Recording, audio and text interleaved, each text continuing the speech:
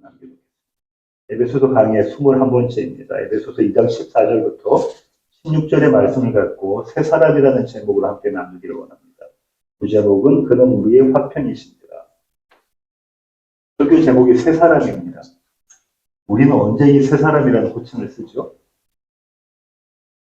결혼을 해서 새로운 가족이 들어오면 연륜 있으신 어르신들은 우리 집에 새 사람이 들어왔다 그러죠. 사위나 며느리를 보고 그렇게 이야기합니다. 또 직장 생활 많이들 하시는데요.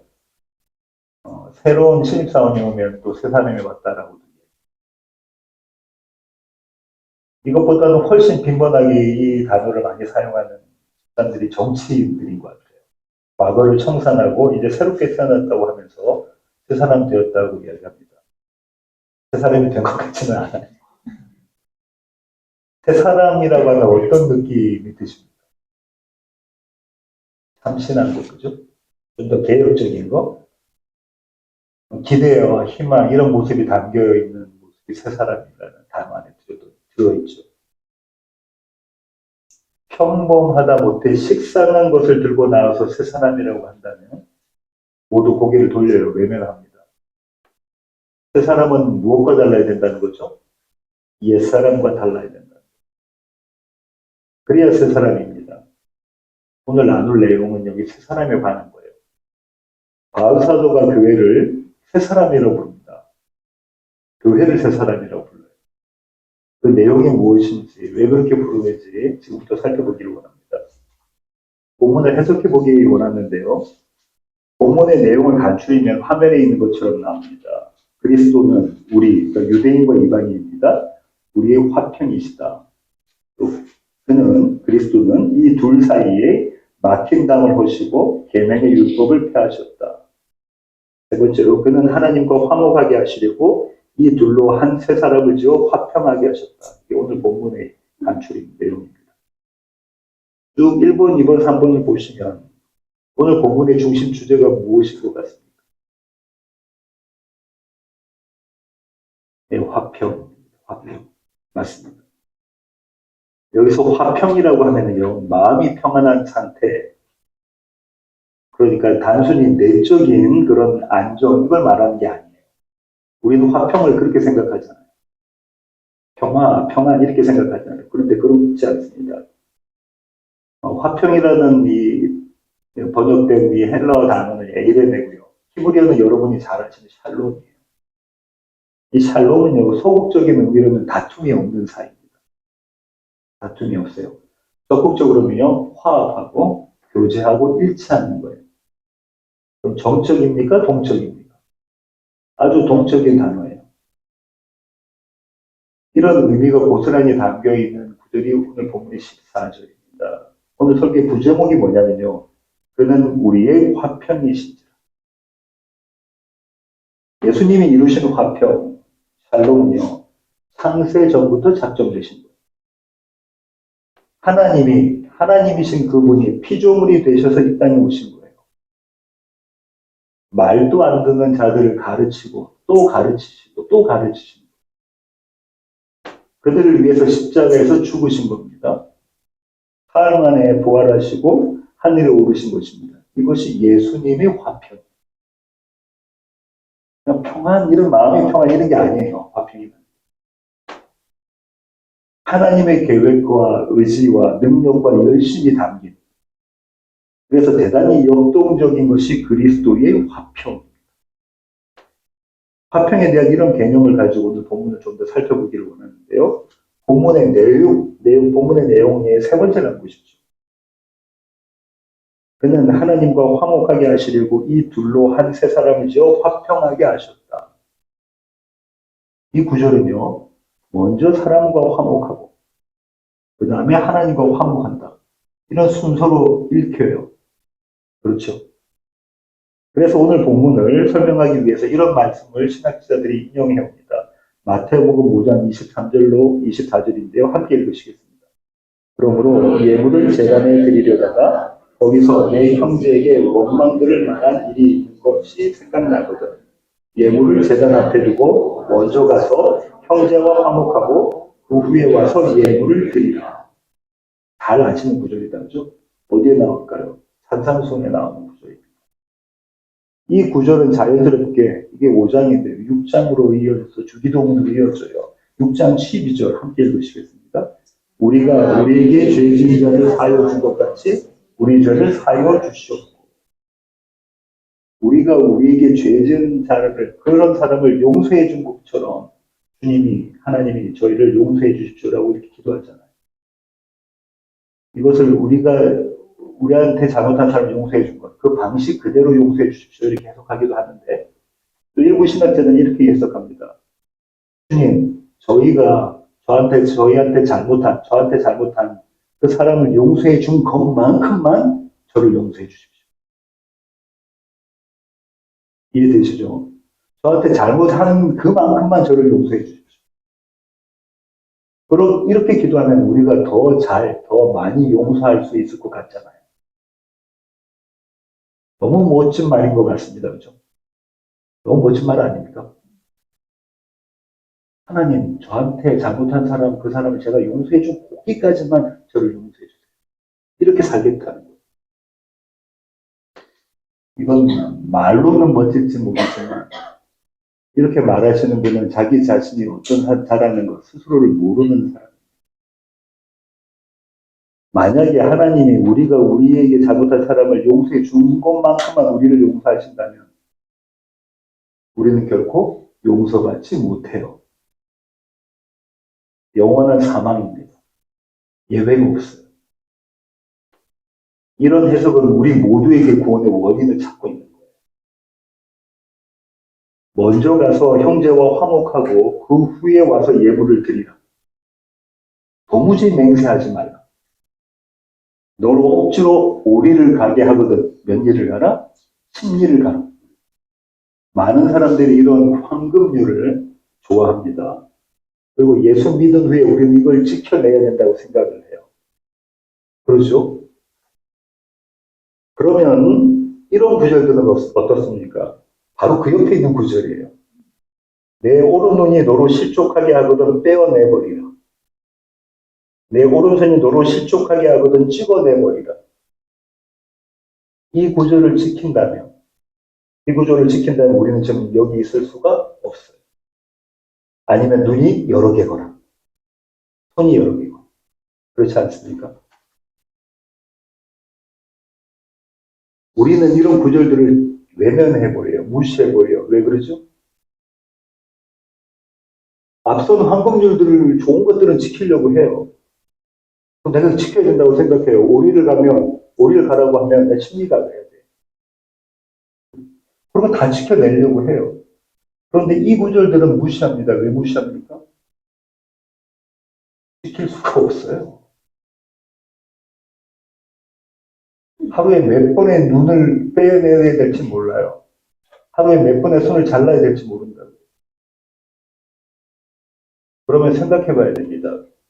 주님께서 이 말씀을 우리에게 주신 의도가 뭔지, 이 본문의 행간에 어떤 의미를 갖고 있는지를 우리는 생각해 봐야 됩니다.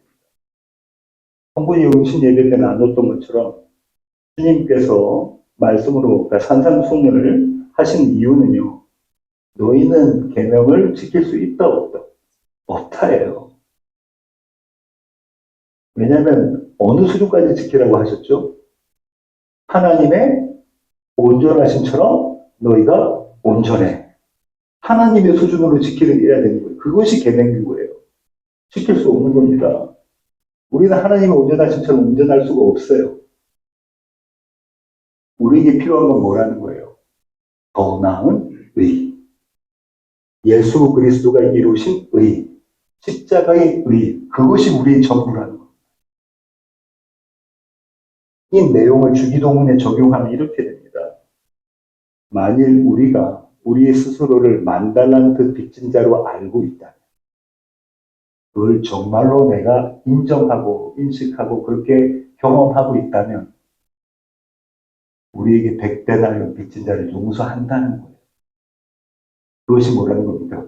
참 예배다. 싸워서 다퉜으면 가서 용서하고 이거 끝났으면 하나님 앞에 와서 예물 드리라 이 얘기가 아니고요.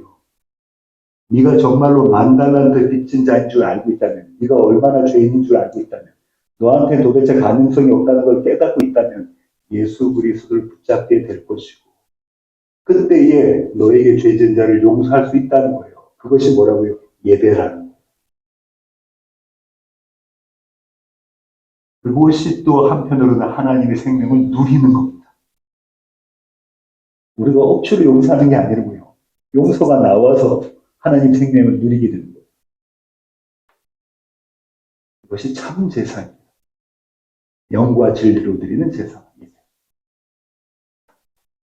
오늘 본문은 이런 시각을 잘 보여주고 있어요. 14절 한글 개역개정에는요, 번역이 안 된 헬라어 접속사로 시작합니다. 헬라어 가르라는 건데요, 영어로는 포예요. 왜냐하면 이 접속사를 넣어서 13절과 14절을 이어서 읽어보겠습니다. 함께 읽으실까요? 이제는 전에 멀리 있던 너희가 그리스도 예수 안에서 그리스도의 피로 가까워졌느니라. 왜냐하면 그는 우리의 화평이시기 때문입니다. 우리가 가까워졌는데 그 이유가 뭐라죠? 예수가 우리의 화평이시기 때문에 그렇다. 그는. 여기서 인칭대명사 he, 이거는요 강조형이에요. 강조형. 그 얘기는 무슨 말이냐면요. 그 외에는 화평이 없다. 예수 그리스도 말고는 화평이라는 것이 없다는 거예요. 샬롬이라는 게 없다는 얘기를 하고 있는 거예요. 그분은 십자가에서 죽으심으로 둘로 하나를 만드시고 중간에 막힌 담을 허시고 또 계명의 율법을 폐하셨습니다. 그런데 주님이 그렇게 하신 이유가 무엇입니까? 그것이 15절에 나옵니다. 우리로 그리스도 예수 안에서 한 새 사람이 되게 하시고 한 둘이 아닌 하나 한 새 사람이 되게 하시고 15절에 나와 있는 지어, 이 지어라는 단어의 원래 의미는요 창조하다. 지금 바울이 구약의 창세기 1장 끌고 오고 있는 거예요. 창조하다. 새 사람을 창조해서. 누가요? 예수 그리스도. 주님은 자신의 죽으심으로 신인류, 새 사람을 창조하셨습니다. 그러면 주님이 창조하신 새 사람의 모습이 어떠해야 됩니까? 오늘 본문에 의하면 어떠해야 되죠? 둘이 하나가 되고 중간에 막힘담이 없어야 돼요.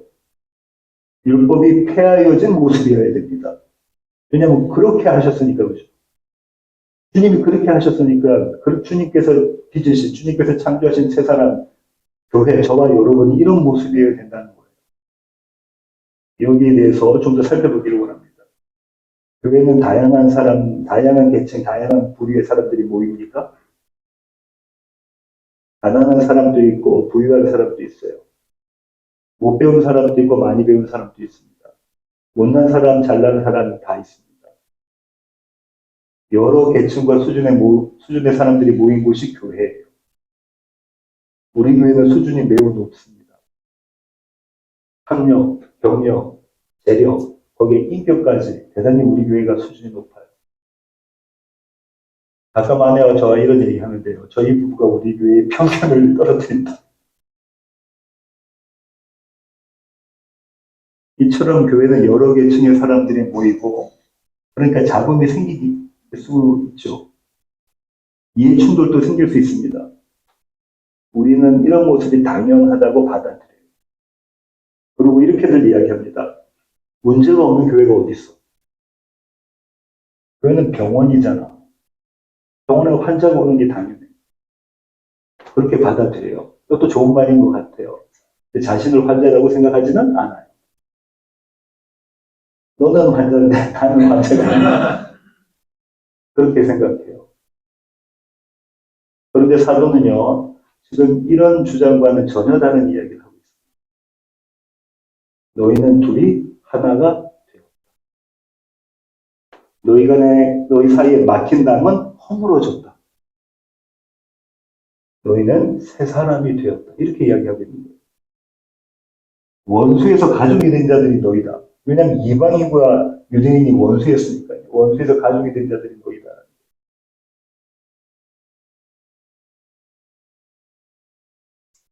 그런데 우리 현실과 바울의 이런 얘기가 좀 괴리가 있는 것 같지 않습니까? 간극이 좀 무척 커 보여요. 사도는 또 뭐라고 이야기했냐면요. 교회는 이렇게 이야기합니다. 법조문으로 된 계명의 율법이 폐기된 공동체. 율법이 폐기됐다는 거예요. 여기서 우리는 사도의 이 주장에 대해서 질문을 갖게 돼요. 반문을 갖게 됩니다. 뭐죠? 산상수훈에서 시작을 어떻게 예수님 하셨냐면 나는 율법을 완성하러 왔다 이렇게 말씀하셨거든요. 근데 지금 사도는 율법이 폐기됐다, 무효화됐다 이렇게 이야기하고 있는 거예요. 예수님은 율법을 완성하러 오신 분인데 사도는 이렇게 이야기하니까 이거 좀 충돌나는 거 아닌가? 예수님께서 말씀하셨던 나는 율법을 완성하러 왔다라는 말씀은 맞아요. 예수님이 하신 말씀이니까 그렇죠. 거기에는 어떤 반론도 없습니다. 지금 사도가 하고 있는 이 이야기는 이런 거예요. 하나님의 계명 그 자체를 말하고 있는 게 아닙니다. 유대인과 이방인을 원수가 되게 한 그 율법. 그 율법은 유대인들의 자기 의예요. 유대인들은 율법을 지킴으로 자기 의를 세웁니다. 나는 율법을 지키는 자들, 하나님이 택하신 선민 백성이라는 거예요. 그래서 이방인들 무슨 취급했죠? 개취급했습니다. 여기서 개취급이란 여러분이 집에서 키우는 그 개취급이 아니에요. 그들은 자기 의로 이방인을 모욕했고요. 경멸했습니다. 그렇게 그들이 이방인을 경멸하고 모욕한 그 동력이 뭐냐면 자기 의예요. 그 엔진이 자기 의라는 거예요. 이 자리에 화평은 없습니다. 그런 모습은 유대인만 있었던 게 아니고 이방인도 마찬가지. 그들도 그들의 방식으로 그들의 의를 붙잡았어요. 세상 모두가 그래요. 저와 여러분도 그래요. 우리는 우리의 방식으로 우리의 의를 붙잡습니다. 내가 바라는 나의 구원을 내가 이루는 것. 다시 말씀드립니다. 내가 바라는 나의 구원을 내가 이루는 것. 그것이 인생이에요. 그렇지 않습니까? 그래서 또 내가 이루고자 하는 구원, 그것이 잘못된 것이야, 그것이 거짓이야, 그것은 참이 아니야라고 고발하신 예수 그리스도를 십자가에 못 박아 죽였어요. 그것이 세상입니다. 그런데 사도는요, 교회는 이런 세상과 다르다는 거예요. 세상은 어떻다고요? 내가 원하는 구원, 내가 이루는 구원, 거기에 매진한다는 거예요. 근데 사도가 이렇게 이야기해요. 교회는 다르다. 여기까지 오면 우리 가운데 이런 반응이 틀림없이 생기게 되는데요. 예수님의 십자가에서 죽으심으로 교회가 한 몸 되었다는 것은 알겠어요, 목사님. 그러나 그것은 이상적인 겁니다. 성경에나 있는 것입니다. 어떻게 원수된 둘이 하나가 될 수 있죠? 어떻게 중간에 막힌 담이 허물어질 수가 있죠? 그건 불가능합니다. 이렇게 질문하실 수 있어요. 사도는 이 질문에 대해 미리 답을 준비했어요. 그 답이 그는 우리의 화평이신다. 그는 우리의 화평이신다. 그리스도의 화평은 십자가의 능력입니다. 능력이라는 거예요. 자기 육체로 막힌 담을 허시고 십자가로 둘을 한 몸으로 만드십니다. 여기까지 오늘 본문의 내용이고요. 이 본문 오늘 적용해 보겠습니다. 한번 이렇게 생각해 볼게요. 어떤 사람이, 여러분 주위에 있는 어떤 사람이 여러분에게 함부로 했다고 생각해요. 어떤 사람이 나에게 함부로 해요. 그러면 그 사람을 보는 것이 쉽지가 않습니다. 그러나 그 사람이 원래 그러는 사람이에요. 나한테만 그렇게 함부로 하지 않고 저 사람한테도, 저 집사님한테도 함부로 해요. 그리고 제가 조금 나이가 들었다면, 젊어서 혈기가 왕성하지 않고 이제 다리에도 힘이 빠지고 좀 나이가 들었다면 이런 경험들을 내가 수없이 많이 경험했었다면 이때는 우리의 훌륭한 인격이 발휘됩니다. 우리는 그런 사람의 행동을 보고 그냥 허허 하고 웃고 넘어가요. 그 정도 돼요. 그렇죠? 여러분의 인격이 그 정도 됩니다. 원래 그런 사람이라면 마음이 그렇게 많이 상하지 않아요. 그러려니 합니다. 이 사람과는 원수지지 않습니다. 그런데 다음의 경우는 이야기가 달라요. 내가 믿었고, 내가 의지했고, 내가 좋아했던 사람이 어느 날 내 뒤통수를 쳤을 때 잠을 못 자요. 화가 치밀어 올라요. 하늘이 무너지는 것 같아요. 어쩔 줄을 모릅니다. 지금까지 내 인생이 한순간에 날아가는 것 같아요. 그 사람과의 시간, 그 사람들의 관계가 한순간에 날아가는 것 같아요. 용서할래야 용서할 수가 없습니다. 그 사람은 나와 원수입니다. 그 사람이 나의 원수예요. 여러분이 지금 이런 상황에 있다고 가정을 해볼게요. 우리 모두는 원하지 않지만 이런 상황에 우리가 있다고 가정을 해볼게요. 무너지는 마음으로 담임 목사님 저를 찾아왔어요.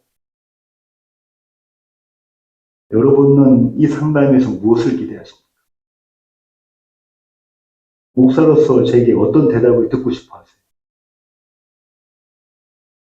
바로 이때의 상담가 바울이 말하는 그 전하는 내용이 오늘 본문이에요.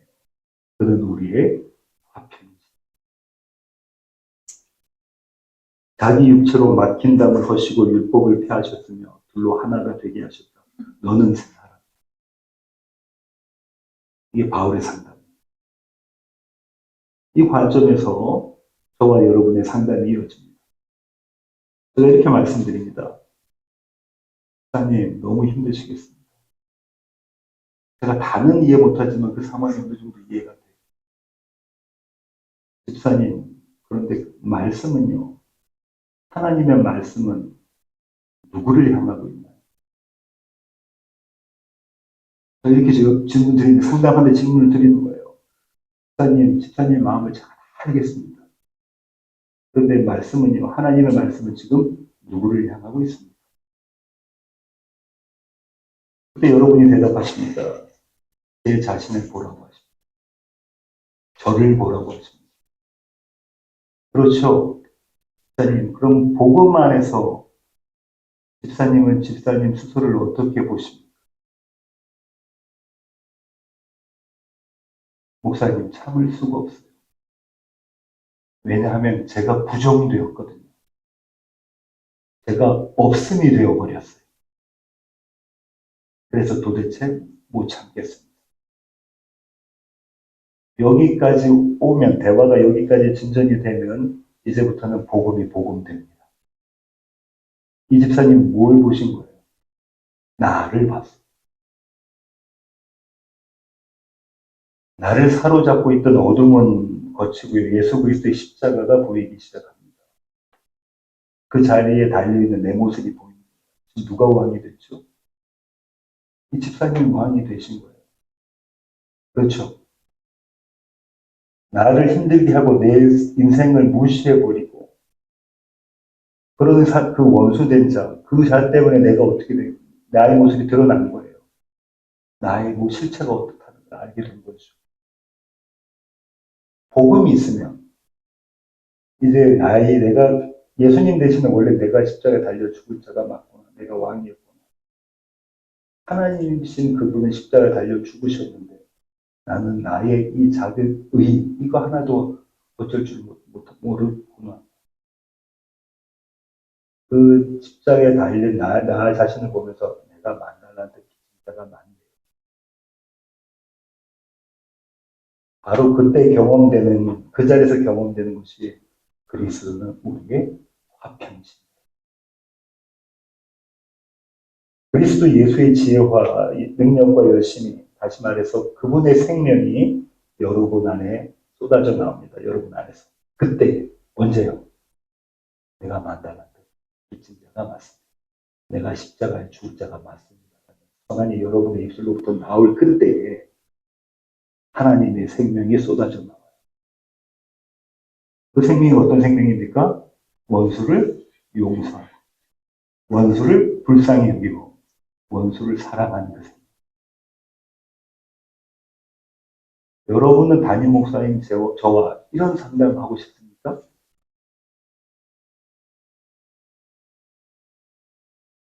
웃으시죠? 그죠?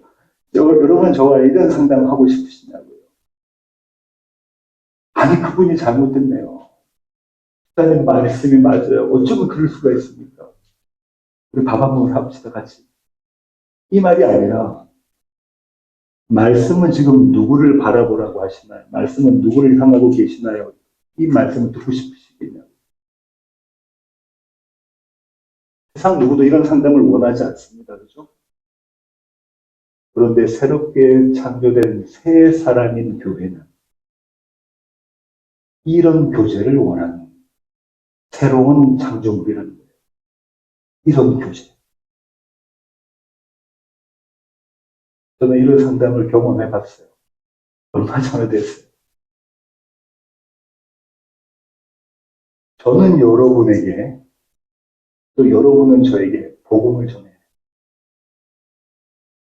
그런가요? 제가 잘못하고 제가 힘들어할 때 여러분이 친구잖아요. 저는 여러분의 친구가 되고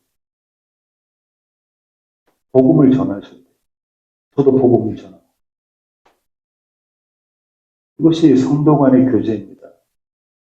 구역 안에서 구역 식구끼리 이런 교제를 나누는 공동체가 새 사람.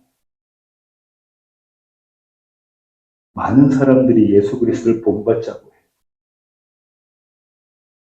이거는 반은 맞고 반은 틀려요.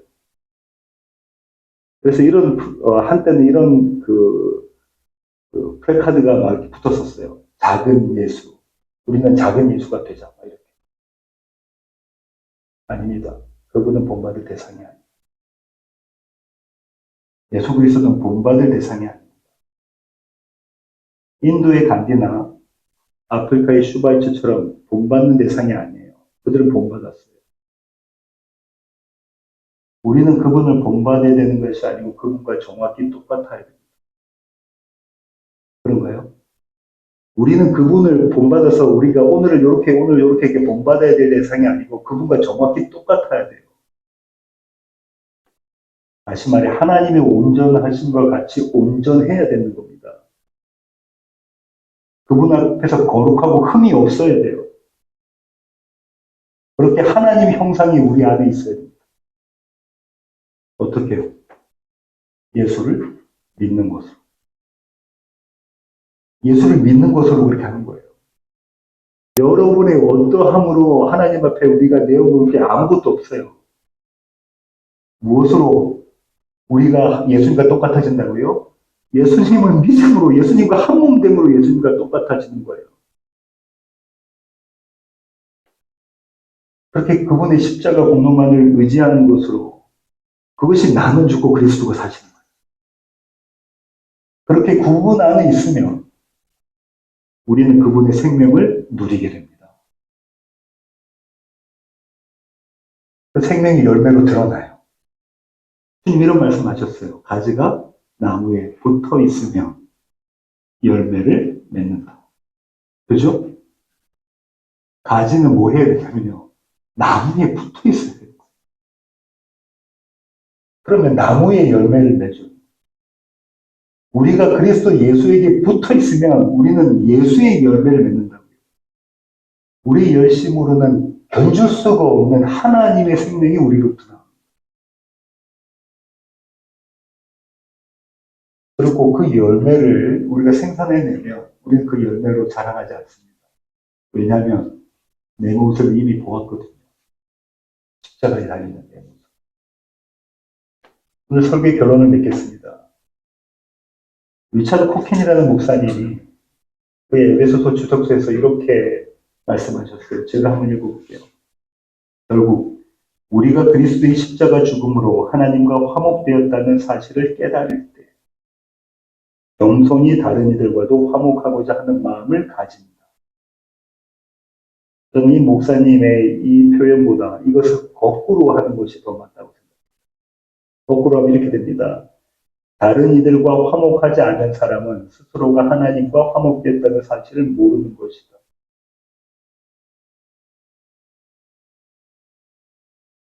이것이 더 와닿죠. 여러분 우리를 점검할 수 있어요. 뭐라고요? 내가 다른 사람과 화목하지 못하면 나는 하나님과 화목됐다는 것을 모르는 거죠. 교회는 건물이 아닙니다. 교회는 우리입니다. 우리가 교회예요. 이 건물이 교회가 아니에요. 우리가 어떻게 구원받았는지를 기억하고 그리스도 안에 머무르라고 서로를 격려하는 것이 이것이 교회의 교제입니다. 한상에 둘러앉아서 먹고 마실 때 우리가 어떻게 구원받아 그리스도 예수 안에 머물러 있는 것, 그걸 서로 격려하고 위로하고 그걸 같이 도전하는 것이 교제입니다. 그렇게 대단히 역동적으로 화평하는 것이 교회의 교제예요. 하나님과 화평하고 이웃과 화평하는 자들이 새 사람입니다.